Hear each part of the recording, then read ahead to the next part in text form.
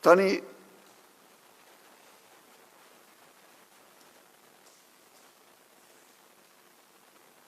detyra numër 1, në këtë fazë, dhe prandaj unë ju kam thirrë ju sonte këtu, ju kam shkputur nga puna, është mbrojtja e votës duke paraqitur dhe faktuar të gjithë universin kriminal të qarqeve tuaja, të gjithë ndërhyrjet kriminale në qarqet tuaja, çdo evidentim,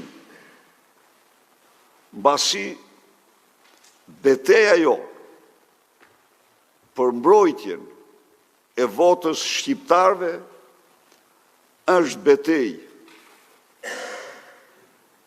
për fatin vendimtar të Shqipërisë dhe të demokracisë shqiptare. Është betejë të cilën ne do ta fitojmë, sepse sot nuk ka shqiptar që e njeh veten të tillë dhe nuk pa me sytë e tij se si me vendime qeverie u grabitën zgjedhjet. Nuk ka shqiptar që mund të pranojë për standard shpërndarjen e 100 eurove për person për të ble votën, shpërndarjen e miliona bim kanabis për të ble votën. Nuk ka shqiptar. Në këtë mënyrë Edi Rama ka poshtruar një kom të tërë. Është dokumentuar një Asad i vërtet. Po nuk them Asad, po them Totorino. Po e thash Asad se mu kujtua Lajlaja se sot ai shpalli opozit të vetë me Linda Ramen. Edhe emroj dhe 2-3 tjerë Tom Doshin opozit të emruar, apo me përke e patë se mora vesh mirë. Por tha që opozita ime thash Linda Rama.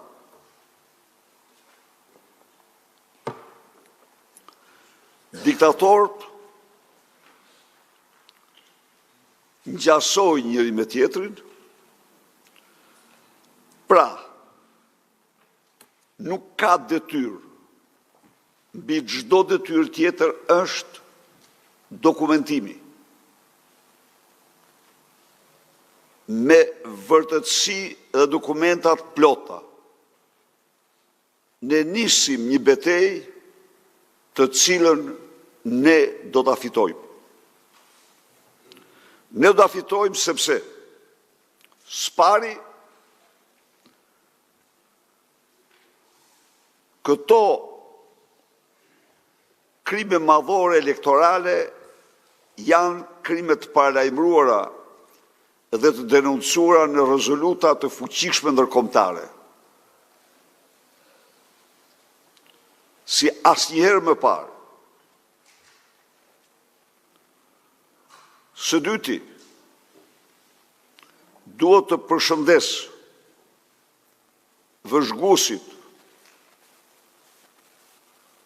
ose Beodirit, Parlamenti Evropian dhe Këshillit të Europës, për konstatimet e tyre madhore, me të cilat de facto këto zgjedhje rrëzohen. Nuk qëndrojnë. Por, tani është rradha jonë të dorëzojë, të faktuar të gjithë batërdinë elektorale të narkoregjimit në zgjedhjet e 11 majit.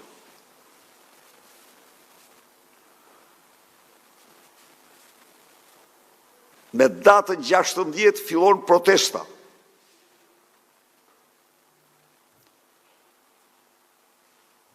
Për një sensibilizim të udhëheqësve europian që vinë në Shqipëri,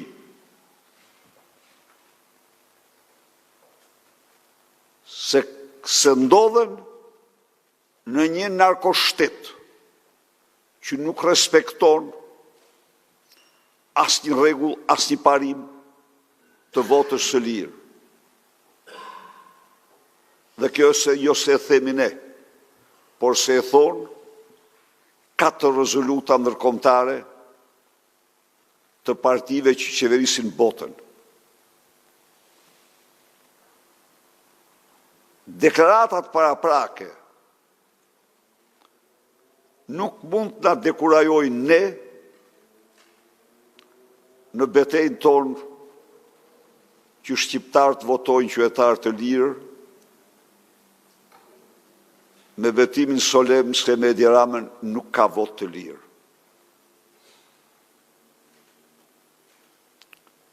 Por, këto kohra që vinë, janë kohra përcaktuese në rrafshin kombëtar dhe ndërkombëtar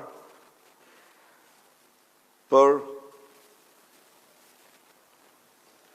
mbrojtjen e votës së shqiptarëve, për luftën për mbrojtjen e votës së shqiptarëve.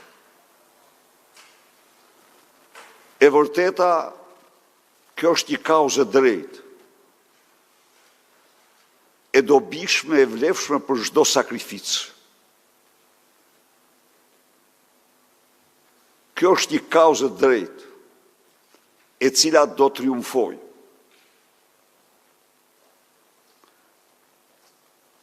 Mandat mbi krimin në Shqipëri, legjitimitet mbi krimin nuk ka dhe nuk mund të ketë.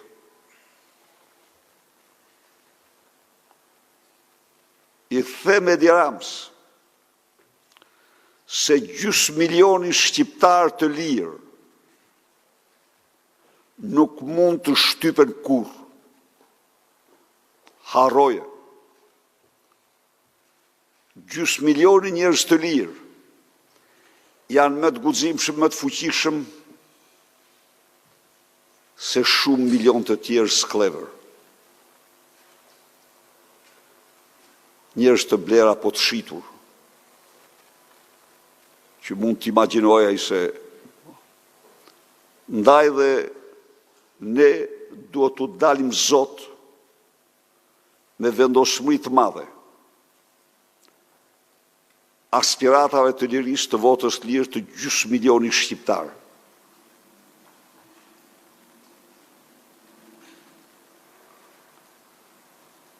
I kemi bërë gjithë shka për një proces të ndershëm zgjedhor.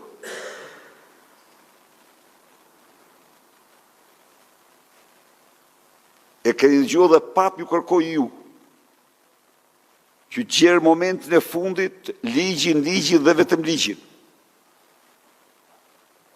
Ne jemi parti e shtetit ligjor, nuk tërhiqemi, por ne kur mandat mbi krimin nuk pranojmë. Se do ishte tradhtia më e madhe ndaj këtij kombi dhe ndaj këtij vendi.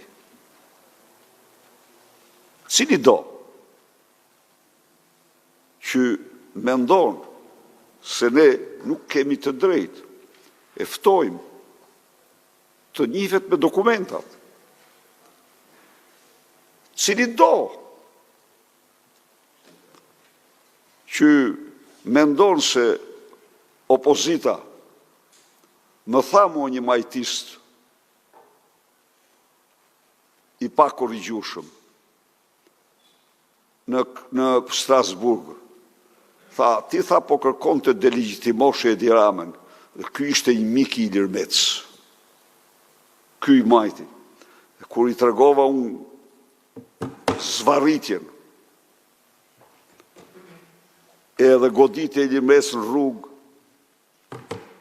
I thash, po ti e ke mik të mor, qarë deligjtimimi? Po ky deligjtimon vetë, thash.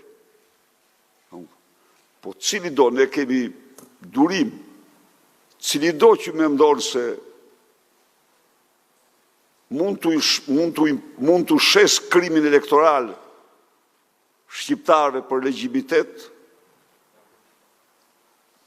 gjysmë milionin shqiptarë do kërkojnë drejtësi për procesin zgjedhor.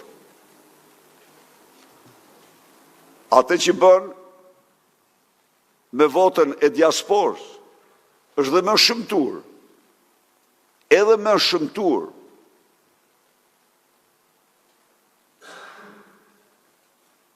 të para fabrikuar, të para mbushura, nga një dorë, nga një penë, nga një kuti. Çfarë del aty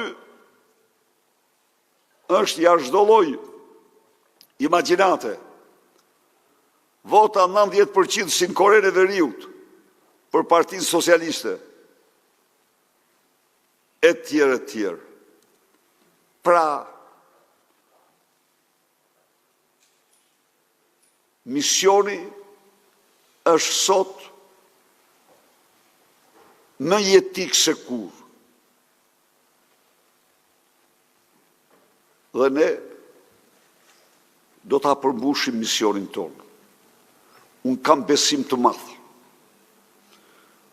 se qëndrimi ndaj këtyre zgjedhjeve, si i shqiptarëve ashtu dhe i komunitetit ndërkombëtar,